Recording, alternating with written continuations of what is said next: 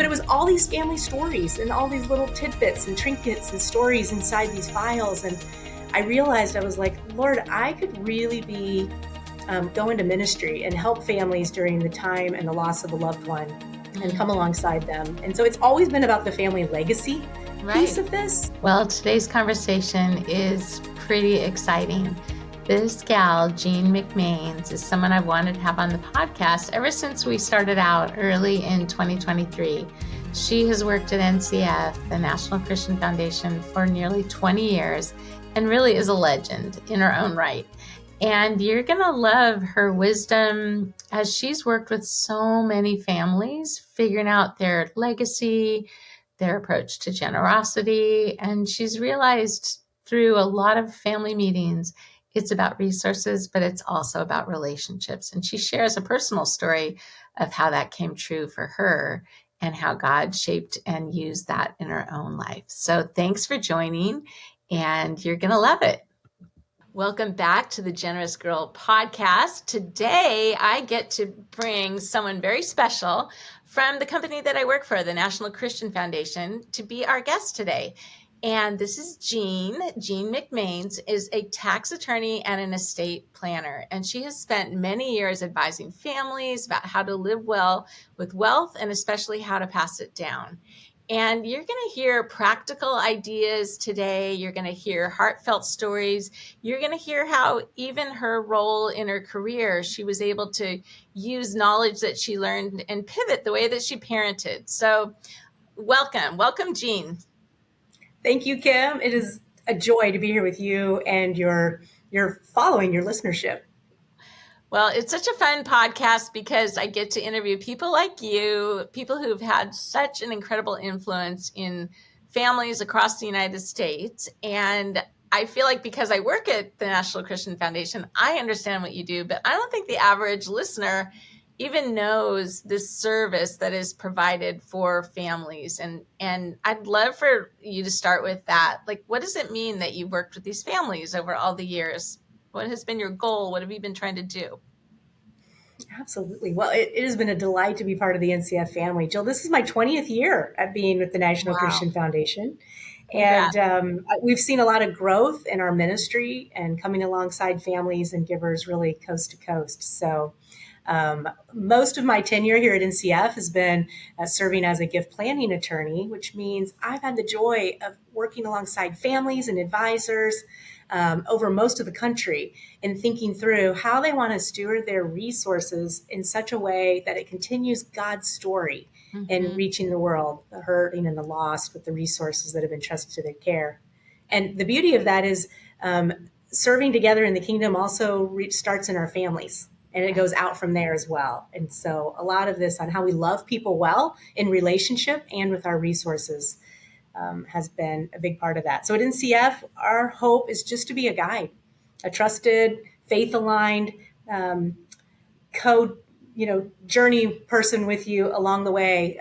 Sometimes I say, we're certainly not the experts, but we've been blessed to sit at the crossroads of these conversations. And so we can share stories and share ideas that hopefully can allow families to think through matters of wealth and family and faith and finances in new ways. So, wow. In a sense, I guess I'm a professional story sharer, but always respecting the confidence of the people we serve. Yeah. And in some ways, I feel as a podcast host, that's what I get to do is share people's stories because they're so incredible. And podcasting is so incredible in today's world, how you can have, a 45-minute conversation. In fact, Apple talks about it really being the area they are investing in, because when someone has their AirPods in their ears for 45 minutes uninterrupted, it's very, very powerful for advertising, for everything. So I do love spotlighting guests and how God has used their backgrounds, their strengths and weaknesses to accomplish his kingdom in, through their career, their calling, their vocation.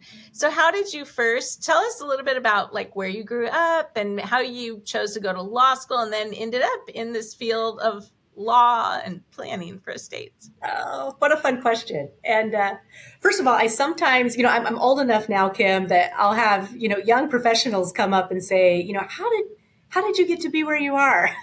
I always think is a funny question.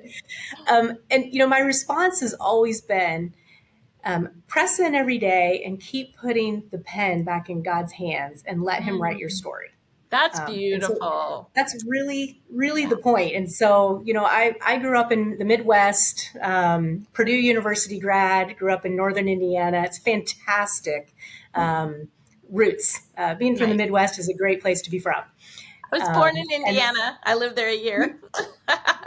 yeah, well, I lived there a few more than that, but anyway, yeah. So, one summer, I wanted to be an author, Kim. That was my original goal. And my Wow. undergraduate degree was in writing because I love stories.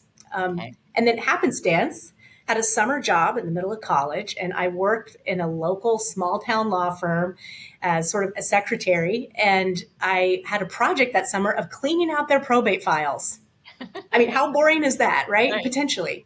But it Right. was all these family stories and all these little tidbits and trinkets and stories inside these files. And I realized, I was like, Lord, I could really be go into ministry and help families during the time and the loss of a loved one and come Mm. alongside them. And so it's always been about the family legacy piece Right. of this. Yes. And I'm a fairly decent student. So I went ahead and went into law school, and it was either that or go into seminary. And I just felt like God was really calling me to go be a minister to families Mm.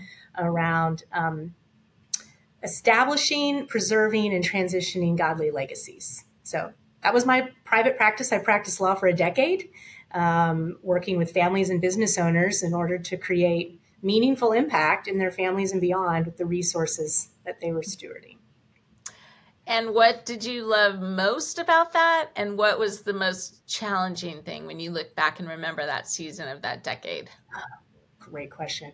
I loved the people and the stories. In fact, I remember my first child when I went on maternity leave. I had an associate attorney sort of filling in for me, and like 5 weeks into the maternity leave, he calls me and he says, we ran through the business, and then he goes, I have one more question. And I was like, well, what is it? And he goes, your clients are calling and they want to know how you're doing. Wow. And I mean, just because we build relationship Right. with the Yes. families. And so I think it puzzled him that it really was about the people. Mm-hmm. The challenge was balancing my career and my motherhood. It was really challenging. And my first law job, there was I worked for a partner who did a lot of national speaking and teaching. And it was I learned so much in those first few years. But my son got sick, and I remember the partner of the firm, the tagline was an unreasonable commitment to excellence. Okay. And I called the pediatrician. My son had RSV. The pediatrician's like, you have to bring him in immediately. And I had to give him nebulizer treatments like every few hours. So my boss said, you have to come in. We don't cancel appointments.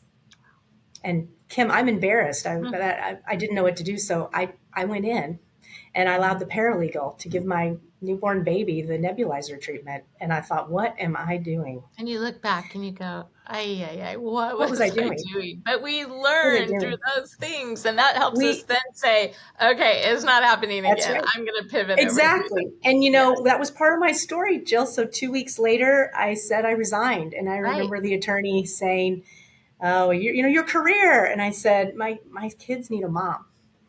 But God has always been faithful in the journey, and He's allowed me to navigate. Yes. One more really great piece of wisdom someone gave me along that journey of struggling and balancing being a fully engaged mother and a dedicated professional. I was talking with her about the struggle. My kids were probably in middle school then, and just the time and trying to balance that, right? Work-life balance. Yes. She said, I hate that term. I was like, what? And she said, it's really trusting God in the tensions. And so when work calls you to work overtime one night, you're trusting God that He's there with the kids. And when you have to stay home with the kids, you're trusting God with the work. And that was so meaningful to me in that season. Good. Yeah. And it's so seasonal. And I love that you're calling out this work-life balance, because I think, especially for women, It doesn't matter how you dice it. It's the woman who nurses the baby. It's the woman who carries the baby and pregnant. And it's, a lot is on the woman. And that's just how God designed it. And then you have your calling, and you have maybe you're really numbers oriented and you're a CPA, maybe you're a doctor, maybe you're a writer, whatever it is. But it is that blend of, you have that baby, and that brain that got whatever degrees it got for a while feels like it's sort of set over here as you're just, loving on this little one who needs you for everything. And yet it's so beautiful when you look back, and I do feel life is so seasonal. And if we can just embrace the season that we're in and God's provision, and maybe it is 2 incomes to make it work wherever that person's living. Maybe it's 1 income. Like, there's no formula. It's however God is providing, through the callings and the children. Maybe it's a special needs child that needs extra resources, all of the things. Like, it's just, I look back at my age now with my kids launched, and I'm just grateful for where I am at now, but looking in terms of, like, they're not in our home and they're happy and thriving and doing what they're doing. But I just realized, like, I wish in some ways those years when they were so little, someone would have said, it's so crazy. But then one day I'm a part of a Facebook group called Grown and Flown. I mean, they were literally grown and flown. And like, you look at it and you're thinking, I just kind of want them to live under my roof the rest of their lives, but I don't, because that's not, my husband and I raised them to thrive and be all they were made to be and step into their calling. So it's just, I think the tensions, the juggling act, the balance, the, helping your child figure out their calling while you're still figuring out your own. And it's, it's pivoting and changing as we grow, and it's never static. Nothing's ever static in following God. It's not, Jill, Kim, and I love that you mentioned that it's, trusting him in the different rhythms, and it's different for all of us. And actually, it's not static. It changes as you go. And so totally. Trusting him with the rhythms. Yeah. Dedicating all the aspects in prayer. But, it's just encouraging it. It doesn't have to be either or. And It doesn't have to be now or forever. Like, just really leaning into, Lord, these are your babies. Yeah. And you've wired me to live on mission, whatever that might look like, and allowing him to write that story. So. And sometimes it's even the elderly parents, where you're doing the caregiving kind of thing. So, I love that you brought that up. And let's talk about then a little bit more of the content of what you focused on when you were with these families. Let me call this out to the listener, that we're focusing on 3 pillars this time: family, faith, and finances. Usually we do 2, but we felt like this episode really touched on all 3 of those areas. So those are the 3 areas we're going to spotlight. But I think it'd be helpful, like, for the listener to feel like they're in one of your meetings with you. And what would you ask them? How would you help guide the conversation? Oh, that's interesting. A lot of these conversations, Kim, started when I was practicing law. Okay. And clients would come to me and they're updating their wills or their trusts, or maybe they're a business owner and they're looking at how they need to transition the company ownership or the company management. And so I used to joke, anytime money's changing hands in a complex relationship dynamic, that was where my practice specialty was. So usually these conversations start around the tactics, because my background is a tax planning lawyer in those contexts. But I've learned over the years, after designing these types of plans, that the likelihood of a successful, thriving legacy, which I think we all want to have impact, a legacy that extends, beyond just, what we've done, enjoyed, and consumed in this life. Right. It's so much more based on the relationships that we're building, and even more so than the resources that we're accumulating and leaving behind. So I frequently would try to pivot the conversation. Yes, we need to be wise about how we're managing our resources. Our children need to see that our resources are not where we put our identity or our security, or even shouldn't be the author of how we're spending our days to just, gain more, keep more, protect more. It shouldn't be about the great consumption. It should be about the great commission, in the way that they see us making financial decisions. However, and in addition to, I think that I encourage my clients, if it's not about my wealth and my resources aren't about my security and my identity, what's it about? I challenge the families I work with to think about it as fuel in the engine, right? It's fuel that takes your family on mission to go impact the world and continue to grow and press into thriving spiritual walk, a walk that looks like Jesus, walk the path. So when I'm given an opportunity, and certainly in our work at NCF, it is this combination of a faith biblical worldview and how we live out and build family legacies around wisely stewarding our resources to be a blessing in the world. And so I'd probably ask them a little bit more about what do you hope the inheritance is going to do in the life of this child? And I ask them to be really practical, because wealth, a lot of times I hear, Kim, that they're going to say, oh, I want them to be a good steward or be content, or, those are a state of being. It's not necessarily, it's what grows out of the soil. But resources really just purchase experiences and possessions. And so what types of experiences and learning and what types of tools and training do folks need in order to be thriving, productive individuals, to see them flourish? So I try to get really practical. And then I ask them to look at the life of each child and say, look at their trajectory right now. And are they productive and content? Or are they consumptive and discontent? And what would it look like if there was more fuel in the engine on that life trajectory? And just really encourage my clients to think through, what would be the impact of these resources and then really just pray through it. And obviously the pivot is, how do I come alongside that child and help them in their journey, whether they're still in the house or whether they're adults? Right. So that's the key. I think the finances are sometimes the Trojan horse for the real work God wants to do in families. And that's creating a strong relationship community. So. And sometimes, and tell me if you've seen this, but I've heard, like, at the really high capacity level of wealth, sometimes the next generation, the children, like the parents made the wealth, and then the children, they don't really know where they fit in. They don't know their purpose. And sometimes I've heard in those meetings, when they can really understand their purpose with what's entrusted to them, the stewardship of that wealth, but to also give them their own role in that family legacy, dynasty, that's super powerful as well. Have you seen that happen? It really is. Yeah, it really is.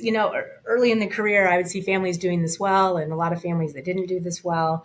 And I spent a lot of time reflecting, like, what are the things that are in common shared by families that do this well? And there's not a large sample pool, by the way, because life is hard and families are messy, and we're all human on the other side of heaven. So what I found is it's very similar to the business succession world, Kim. Businesses that thrive, if you think about it, and they move from generation of leadership from one to another, it applies to families too. And so one is strong purpose and identity. For, what's the purpose? And I love, in working with families over the years, I find frequently when we dig into the family story multi-generationally, not always, but frequently there are themes that you can see that the Lord is writing a unique story in each family. And to borrow from Henry Blackaby's book, Experiencing God, which I loved back in the 80s when I did it anyway. Yes, me too. Let's see where he's working in your family, and let's join him there. And we all want to be part of a big story, but we also want to add our own chapter, so you can swing too far the other way.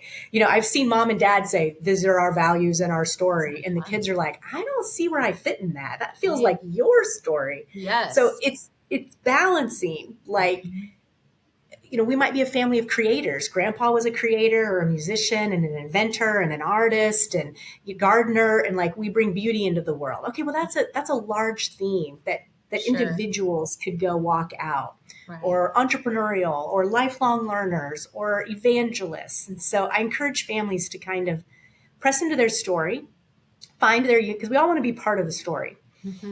Something bigger than ourselves. And I do think, like, when we feel that we had this conversation that God just plopped in our lap, or he used someone in one phrase. They said to us, like, you do feel like, wow, I am a part of a bigger story. Like anytime we feel we're, quote, used by God that way, it is so affirming. I think we all desire to be part of something much bigger than, because we're created by the Creator.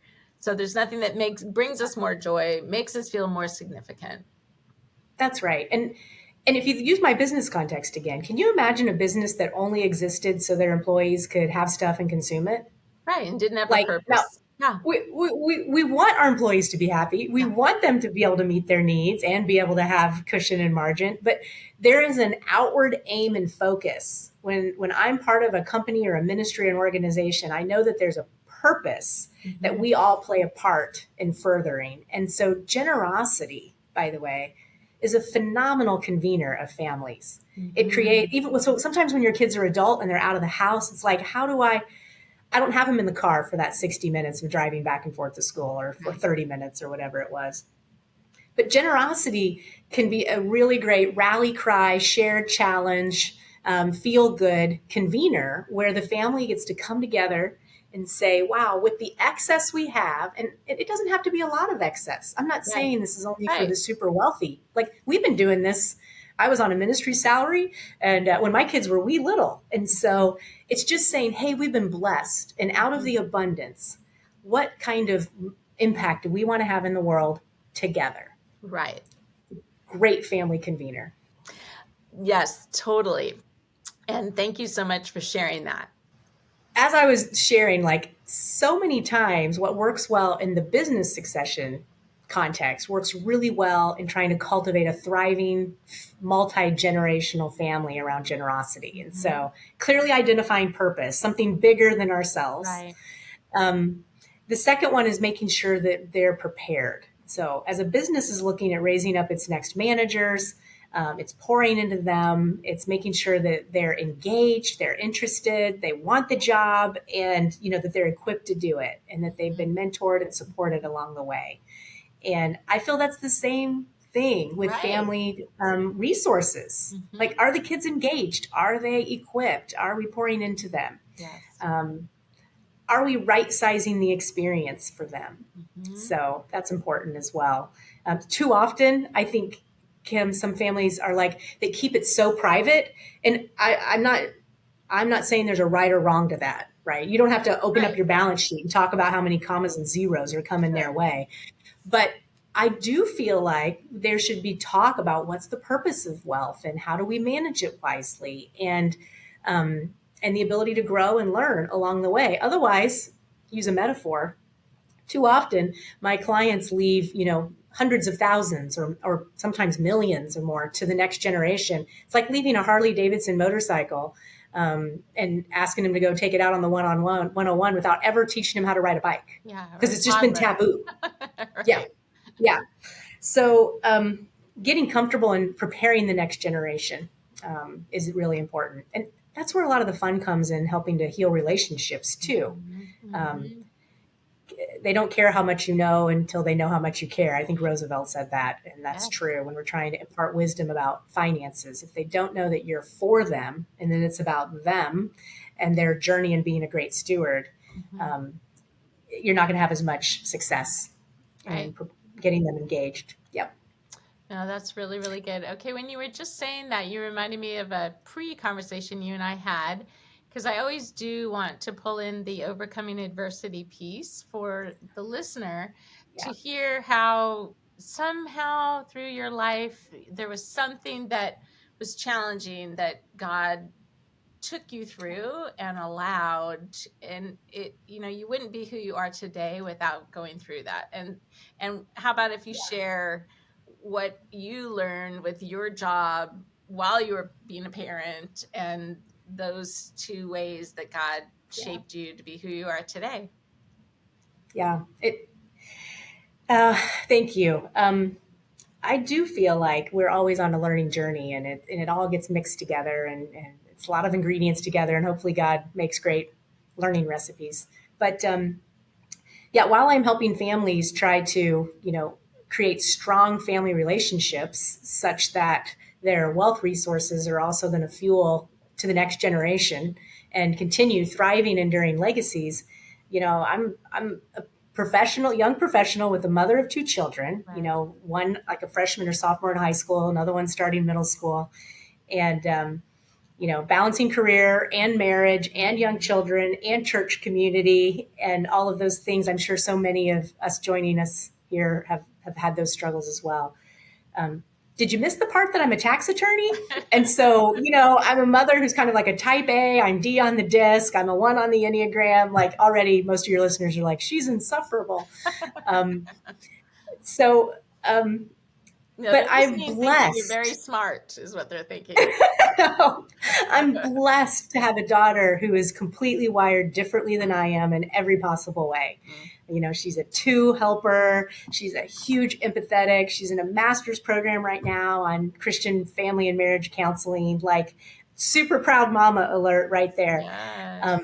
But there were times when she was young that I was trying to raise her up and train her the way I'm wired. Mm-hmm. And so, as she's dealing with kids and it was always a struggle in the early, all little kids have struggles with trying to figure out how they're going to do relationships. But in middle school, it was a really hard time for her to the point where lots of girls in her class were, they were really tormenting her with So notes hard. and letters and emails and, so hard. Just hateful.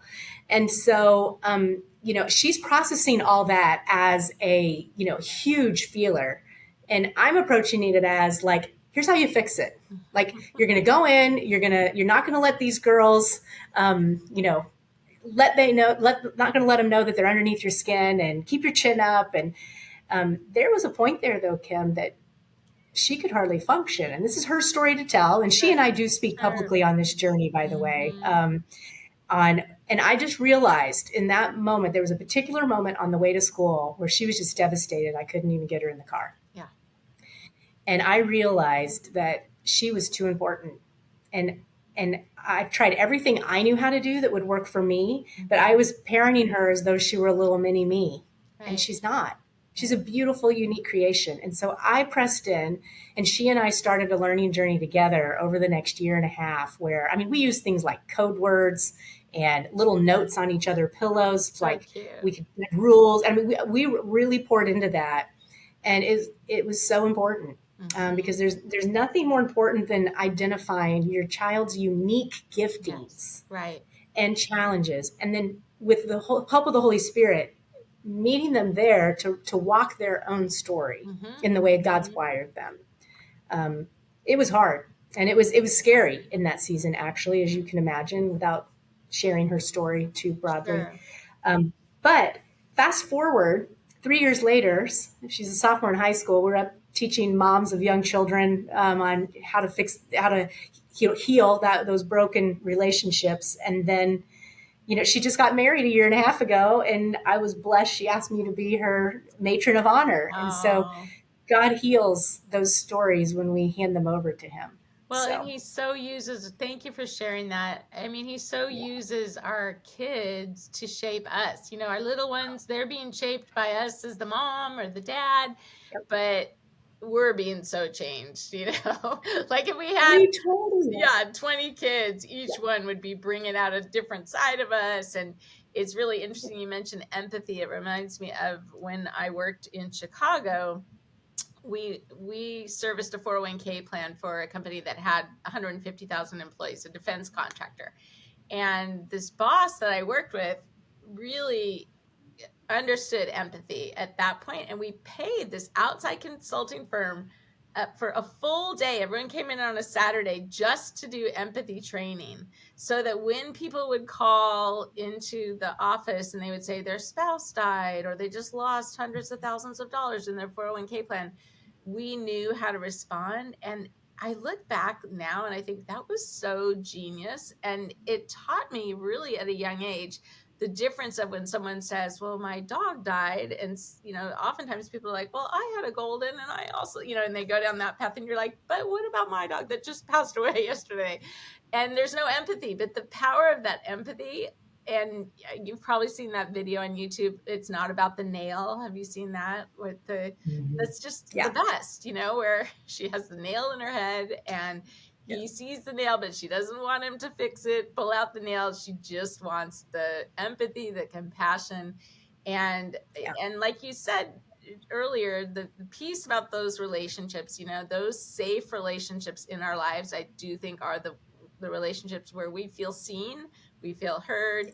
And it's funny how just that validation of, it sounds like you're really sad right now. It sounds like that must be really challenging. And we found this out with that training.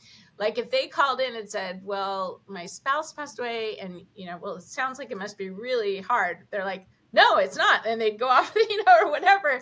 It would give us the chance to identify that emotion. And if we were wrong, then they would correct us. And so it was really that releasing of the pressure. It was like turning the pressure valve, allowing those emotions to get out of the way so then we could handle, and service the 401k plan. But that's just, I really love how you shared the story and how I'm sure in these relationships with all of the families you've served since then, I'm sure It does. It better. allows me, it allows me to approach it in a totally different way, because it's not a problem to solve. It's a compassion that I can provide as well, and to say, wow, it hurts, and there's nothing more important than inviting the Lord in to help heal those things in His perfect way and timing. There were a couple of books in that season that were just phenomenal. And I am not a professional counselor by any means. Again, that's going to be my daughter someday. That's your daughter. But the head of HR at Focus on the Family had recommended a book at that time to me called Please Understand Me by the Keirseys. And it took the Myers-Briggs, but it paired it up in different types of... I love that book. Yes. It's fantastic. Yes. And, it had parent-child pairings, and it also helped then with my son. Funny story about parenting each child uniquely. In this season where I'm like learning about all of this, and I went into my son's room. He was like a junior in high school then. And I said, Christian, I just want you to know, I think that all these years, I always tried to like suppress the hard emotions and just move right to the solution. And I want to apologize, because I think it's important that we learn how to like process through the challenging emotions that we have, so that we can process through those and learn from them. And I don't remember what I said. He was playing a video game, and he looked up and he was like, "Do you feel better?" And I was like, "Yeah, I think so." And he goes, "That was it." I mean, he didn't need that, but it was really important for Sarah and I. That is so cute. Okay, that reminds me, the reason I know that book is I got my master's degree at SMU. And one of my favorite classes was The Lively Mind, Creative and Critical Thinking. And we studied that book in that class. So with the Myers-Briggs, you have a total of 16 combinations, which is 4 categories of 4. And so she took the class, and there were probably 25 of us in the class, and had us sit according to those 4 groups. Well, one of the groups, there was nobody in for this master's degree education. And, we would do things like, okay, how are you going to plan your vacation? And then this group would plan it. And this one would be like, we just show up in Hawaii. We don't even plan it, And it was just, you'd look at the people who were like you and then the people who weren't. And it was fascinating. But this one group had nobody in it. The overall category was the Dionysian group. And really, that group is like the Evel Knievels, the risk takers, the astronauts. And she's like, no, I rarely see people in grad school in this category, because they don't have a need for higher education. Like, they're out there. And I thought, makes sense. So fascinating. So yes, I'm glad you brought that book up. That was a great book. Mm-hmm. I think the other one at that time, if we have anybody joining us today who's just in a situation with their family, whether it's their husband or their kids, or maybe it's a work scenario, but it was, our family didn't have a lot of skills to deal with conflict. We just didn't. And so there was another book called How We Love by the Yerkoviches that took you through like different types of responses, whether you're a vacillator or a victim or a controller or a voider. And it was really helpful to our family in that season as we read it together. And then it wasn't to put a label on any of us. Right. That's really, you can misapply these things, right? It was to help us understand one another so that we could love one another in their unique wiring. Right. I think that's really important. So, well, and shout out to that counseling center in Orange County, because it's now called Relationship 180, and they provided counseling at reduced rates to all of the Saddleback Church staff. So when my husband was a pastor there, we took advantage of it, and it was life-changing. It was so helpful. And I was just so grateful, because when you're on the minister's salary, finances are tight, and it was just so wonderful that they provided that. So, oh my goodness. Okay, I feel like we could talk forever, and I want to make sure we stay on track with two last things. One is, what else do you want to share with the family office and the generosity side before we get to our favorite Bible verse, book, and bargain? Okay, fantastic. Well, I've been comparing kind of family legacies to business succession. And so, identify purpose, make sure the next generation of leadership ownership is ready, prepared, engaged, and relationships are strong.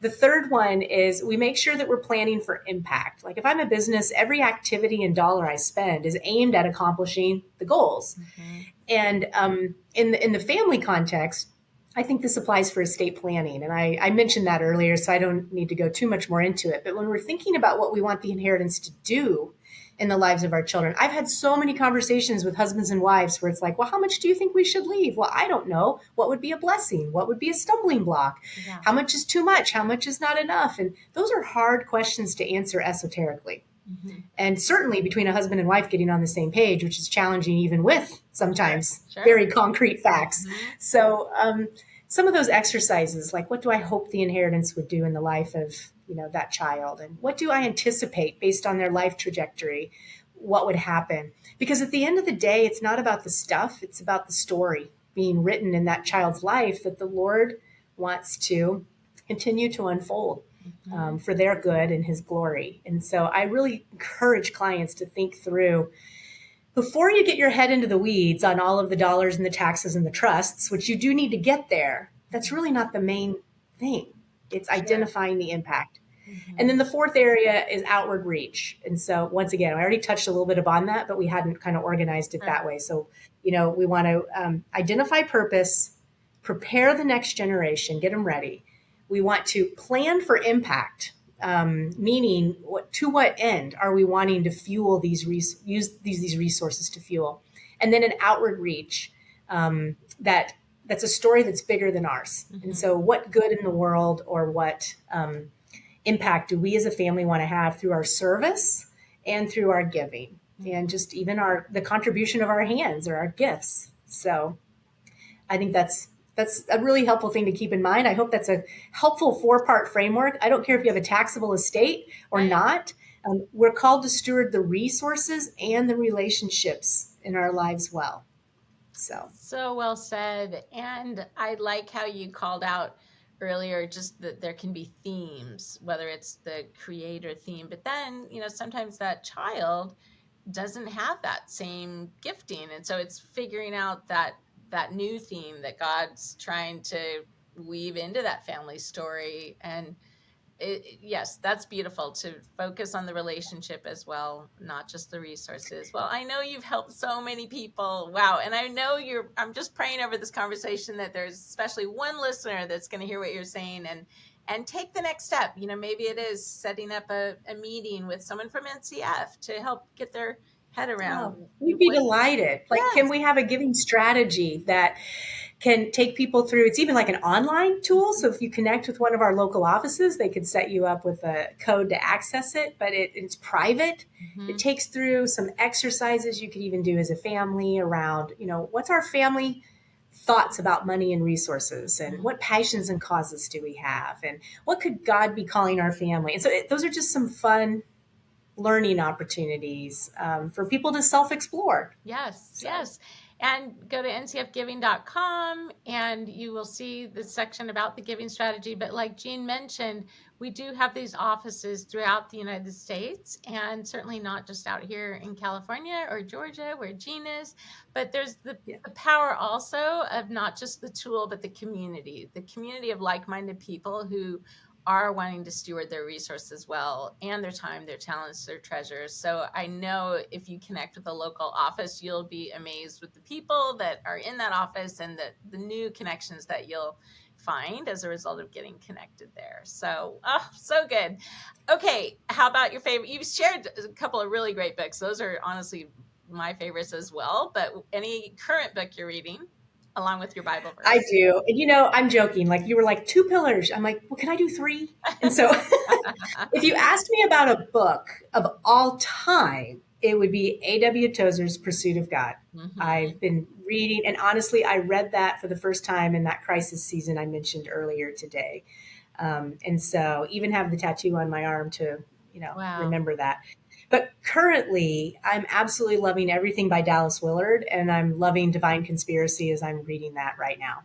That's my current go-to. Okay. I love to read, so it's a great book. And what about Bible verse? Do you have a life verse? Psalm 34 has been a favorite since high school. Love it. But right now, I've really been struck and praying through regularly 2 Peter 1, verses 5 through 9, and pressing into, adding all of these goodness and learning and wisdom into brotherly love and brotherly affection and love. And so that's one that's been really pressing on my heart these days. Oh, thank you. And how about a recent bargain? This one I had a hard time on and my husband was cracking up laughing because I'm not much of a shopper.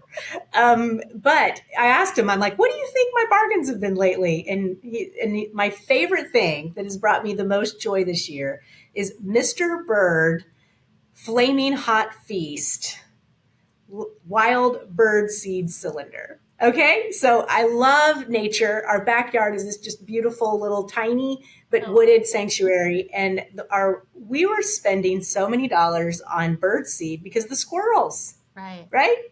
And so these are phenomenal, by the way. Mr. Bird's Flaming Hot Feast. It's a seed cake, and the birds absolutely eat it up, and the squirrels can't eat it. I got it on Amazon. Oh, so that's cool. Okay. If you have anybody who likes birds on our listening here today, it's a great. That's a good, thing. Super practical tip. Well, God bless you, and just all the new relationships I'm sure that are going to continue to come your way throughout 2024 and beyond. Thank you for just giving of yourself and your brilliant mind, and just you're a blessing. And NCF, wow, having you on staff for 20 years is we're grateful. Thank you, Kim. Thank you for inviting me on this amazing podcast. I love what you're doing and encouraging women in stories around generosity. So love it. Blessings to you. All right. Well, right back at you. Thanks again. God bless. Thank you. Thanks so much for joining us today on the Generous Girl podcast. We're so glad that you're here. And if you know of someone that you think needs to be a guest on this podcast, please reach out to us. New episodes are released every other week, and you can follow us on YouTube and on all platforms. Thanks for being here, and we'll see you next time.